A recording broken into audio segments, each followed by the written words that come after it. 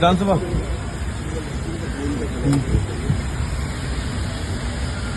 ठीक है भाई साहब। अरे आगे मत आए। आ जाओ फाइटें होने लग गई। हाँ भाई साहब गलत देश में है। देश तो सरकार ने पहना दिया हमको इस तरह का। हाँ मैंने कहा आएगा। गत सरकार ने जो 17 जिले और 3 संभाग बनाए थे, उनमें से 9 जिले और 3 संभाग इस वर्तमान सरकार ने खत्म कर दिया और अन्यायपूर्ण, द्वेषतापूर्ण इस तरह का फैसला किया जो कतई लोकतंत्र में उचित है। नीम का थाना बहुत सही मापदंडों पे जिला बना था। 70 साल की मांग थी नीम का थाना के लोगों की। कई बार विधानसभा में मामला उठा है, लोगों ने प्रदर्शन किए हैं, भूख हड़ताल हुई है। नीम का थाना से जयपुर तक की पैदल मार्च। मापदंडों की बात करें तो सबसे ज्यादा सही जो जिले बने उनमें से नीम का थाना मापदंडों पे खरा उतरता है। मैं 2-3 जिले जो रखे गए हैं उनसे अगर तुलनात्मक आपको बात करूं तो डीग और खैरतल 2 जिले रखे गए हैं। एक मुख्यमंत्री जी का है और दूसरा अलवर में भूपेंद्र यादव। उनकी जनसंख्या, उनका क्षेत्रफल, उनकी पूर्व जिले से वर्तमान जिले की दूरी, तीनों के मामले में दोनों जो जिले हैं खैरतल और डीग और नीम का थाना से पीछे हैं। नीम का थाना की जनसंख्या इन तीनों में सबसे ज्यादा है, क्षेत्रफल नीम का थाना का इन तीनों में सबसे ज्यादा है और जिला हेडक्वार्टर जो पिछला था उससे दूरी सबसे ज्यादा है। खैरतल और डीग की दूरी अलवर और भरतपुर से लगभग 37-38 किलोमीटर की है, जबकि नीम का थाना की दूरी 85 किलोमीटर।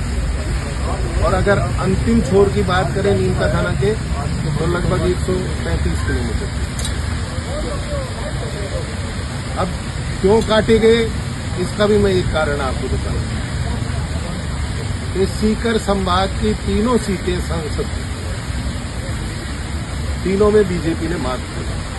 2 में कांग्रेस विजयी हुई, झुंझुनू चूरू में, और सीकर में इंडिया गठबंधन का उम्मीदवार अमरा राम जी। इसी प्रकार जो 21 सीटें हैं विधानसभा की, उनमें 14 में बीजेपी ने मात दी। सिर्फ 7 में कामयाब हुई, 1/3। असली कारण ये है जिले और संभाग हटाने। अब सरकार के मंत्री कह रहे हैं, जोगाराम जी ने कुछ दिन पहले कहा कि कोई विरोध नहीं है, सब लोग खुश हैं जिले के। दूसरे मंत्री जी हमारे प्रभारी मंत्री हैं संजय शर्मा जी, उन्होंने कहा कि सीकर में नीम का थाना में कोई विरोध नहीं। पता नहीं कैसी पट्टी बांध रखी है इन लोगों ने।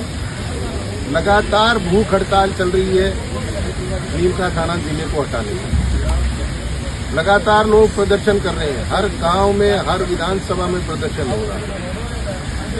3 बड़ी मीटिंग हो चुकी है, कल चौथी चक्का जाम हुआ है। पूरे नीम का थाना में आप देखिए एक भी किसी तरह की एक्टिविटी कल नहीं हुई।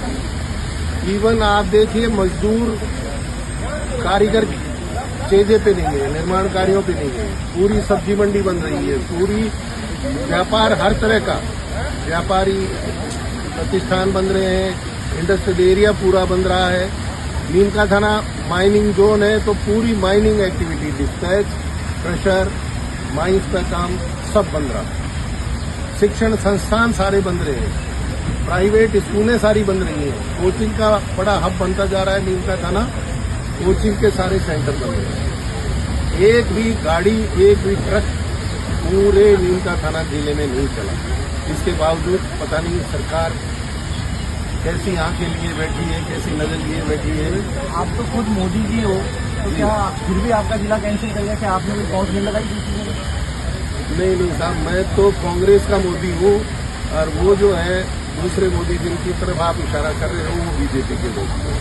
तो बड़ा अंतर है दोनों में, बातचीत का कोई सिलसिला। कोई बात नहीं, आपके साथ पदयात्रा करने वाले सीताराम जी भी बीजेपी में, उनसे बात कर रहे हैं।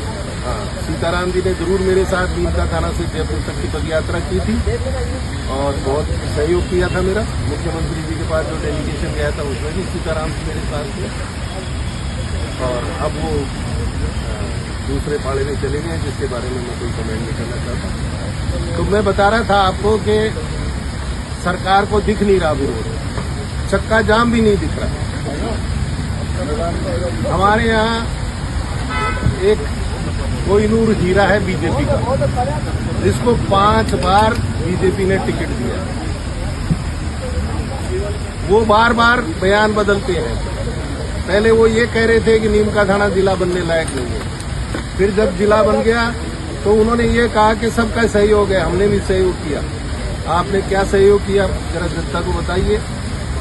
फिर कहते हैं जिला जब बन गया, जब ये पुनर्विचार की सूची में आया तो उन्होंने ये कहा कि दुनिया की कोई ताकत जो है वो बने हुए जिले को नहीं हटा सकती। और अब वो ये कह रहे हैं कि साहब विधायक जो है वो मुख्यमंत्री जी के पास नहीं गया, इसलिए जिला लेटेस्ट उनका जो बयान है वो ये है कि अब आपने हाई कोर्ट में रिट लगा दी, इसलिए अब सरकार कुछ नहीं। तो लगातार जो कोहिनूर हीरा है बीजेपी का वो बयान दिया जा रहा है। मैं आप सबके माध्यम से सबको अवगत कराना चाहता हूं कि नीमका थाना के साथ बहुत अन्यायपूर्ण, द्वेषतापूर्ण कार्रवाई हुई है और बड़ा अन्याय हुआ है। इसके खिलाफ सब लोग आवाज उठाएं। धन्यवाद।